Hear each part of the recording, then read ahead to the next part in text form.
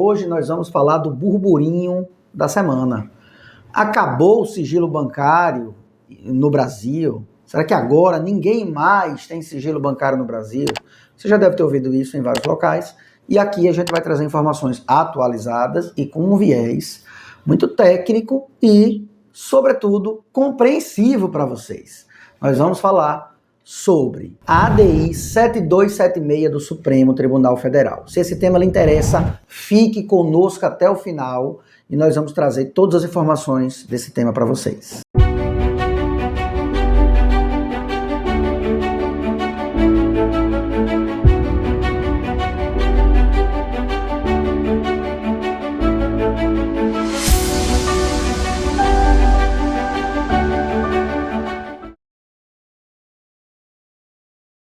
Toda essa discussão trata do convênio CONFAS 134 de 2016. Em síntese, o que o convênio CONFAS fez? Ele trouxe normas que permitiam à autoridade fiscalizadora o acesso aos dados bancários de quem estava sendo fiscalizado. Esse convênio, portanto, era a matéria de fundo discutida na ação no Supremo Tribunal Federal que trouxe esse julgamento.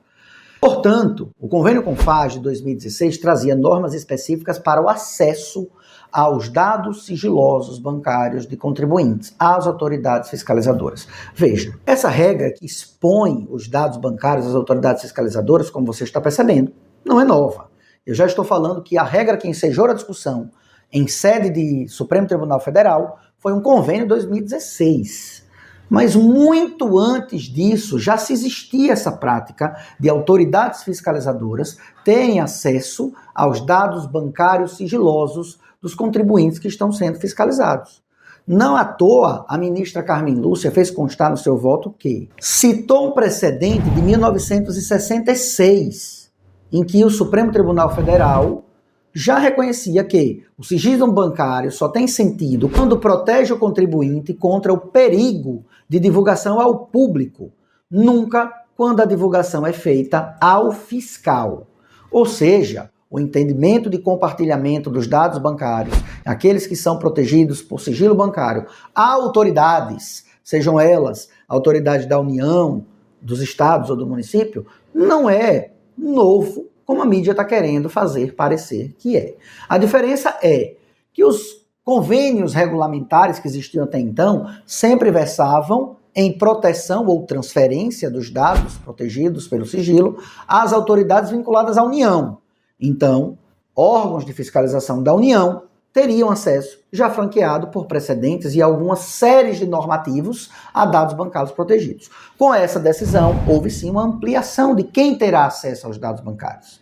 Autoridades fiscalizadoras do município, autoridades fiscalizadoras do Estado, autoridades fiscalizadoras de IBAMA, autoridades fiscalizadoras de várias áreas terão acesso a requerer os dados bancários às autoridades regulamentares do Banco Central e terão, assim, conhecimento da sua vida financeira, daquilo que você movimenta em todas as suas contas bancárias.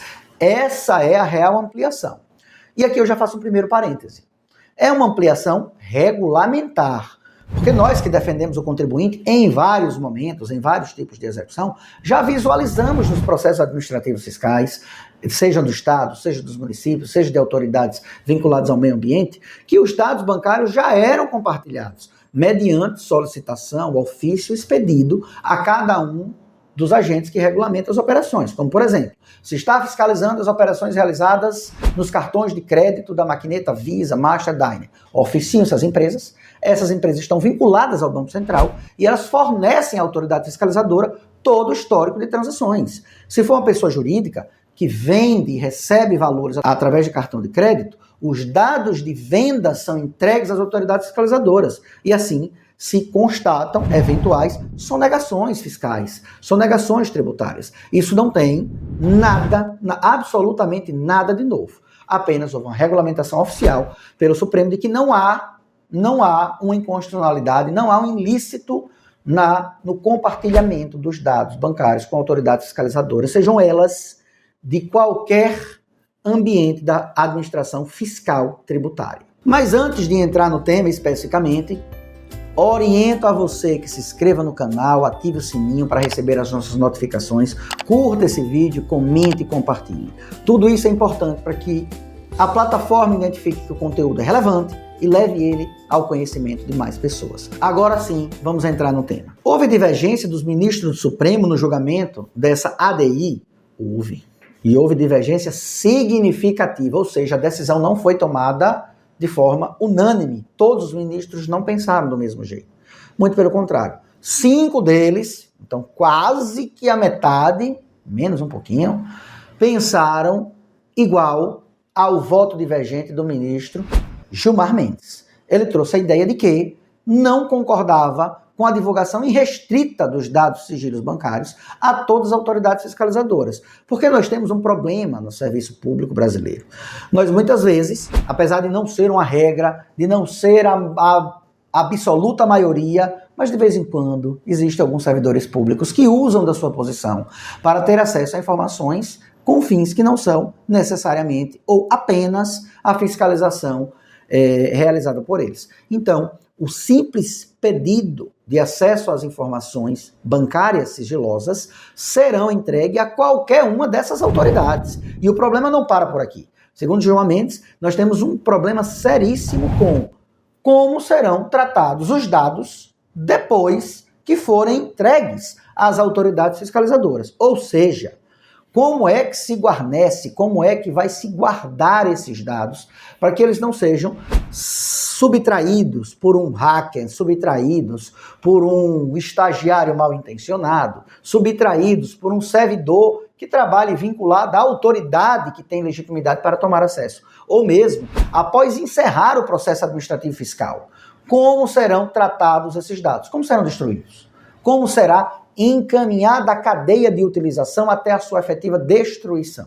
Ou esses dados vão ficar perambulando aí de computadores em computadores, de HDs em HDs, de máquinas em máquinas, de pendrive em pendrive? Onde é que vão parar esses dados? Então esse é o problema do compartilhamento irrestrito, porque deve existir, segundo os votos divergentes, de 5 ministros do Supremo, metodologias de entrega dos dados bancários, e assim também deveria existir metodologias de descarte dos dados bancários. E a decisão que prevaleceu não foi essa. A decisão que prevaleceu foi no sentido de que o compartilhamento de dados com a autoridade fiscal não é, para a maioria dos ministros, quebra do sigilo fiscal. Não é quebra, e sim é transferência do sigilo fiscal. Os dados continuam sigilosos, os dados ainda são protegidos constitucionalmente, mas o sigilo bancário foi transferido à autoridade que os requereu. Então ele, que tem acesso a esses dados bancários, estaria agora na condição de garante. Você vai garantir que esses dados não serão divulgados de forma ilícita. Esse foi, em linhas gerais, o entendimento que prevaleceu no julgamento desse tema no STF. A maioria dos ministros entendeu que não há quebra, mas há transferência do sigilo bancário. Se esse tema foi relevante para você, curta, comente e compartilhe e leve esse conteúdo ao conhecimento de diversas outras pessoas, porque o nosso intuito é absolutamente informativo. Fica o nosso abraço, até o próximo vídeo.